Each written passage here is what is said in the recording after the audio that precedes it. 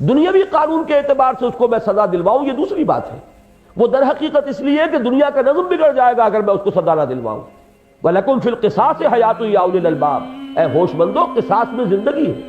ورنہ تو کہ شریروں کی شرارت جو ہے وہ بڑھتی چلی جائے گی۔ لیکن خود میرا اپنا اندر سے جو احساس ہونا چاہیے وہ یہ نہیں کہ اس کے مارے مجھے پتھر لگا، بلکہ یہ ہونا چاہیے کہ یہ پتھر مجھے میرے رب کی مرضی سے لگا ہے۔ آپ تصور کیجئے کہ اس قسم کے شخص کو جو سکون، جو اطمینان، جو اندرونی ایک کیفیت جو ہے اطمینان اور امن کی حاصل ہوگی، وہ اس شخص کو حاصل نہیں ہو سکتی جو یہ سوچے اس نے مجھے مارا، اب اس سے انتقام کا جذبہ اس کے اندر پل رہا ہے، اس نے میرے لیے یہ تکلیف پیدا کر دی، اس کے خلاف جذبات کھول رہے ہیں۔ اگر وہ کچھ کر سکتا ہے تو کرے گا،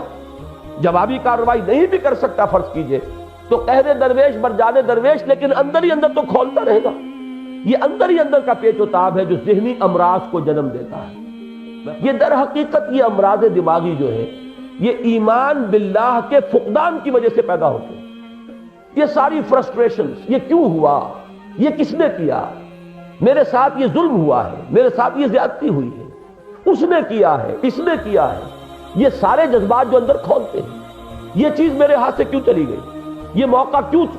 میں کیوں چوک گیا، یہ موقع میرے ہاتھ سے کیوں نکل گیا، یہ ساری چیزیں ہیں۔ اسی سے فرسٹریشن پیدا ہوتی ہے، اسی سے وہ اندرونی کانفلکٹس جنم لیتے ہیں۔ یہی چیزیں جو اندر ہی اندر جو ہے پیچ و تاب انسانی ذہن کے اندر یہ جو ایک کھولنے کا عمل ہے وہ جاری رہتا ہے، اور اس کے نتیجے میں اس کے اندر کا امن اور سکون درہم برہم ہو جاتا ہے، اور یہ اندر کا امن اور سکون جب درہم برہم ہوتا ہے تبھی در حقیقت یہ مختلف شکلیں جو ہے امراض دماغی کی یہ پیدا ہوتی ہیں۔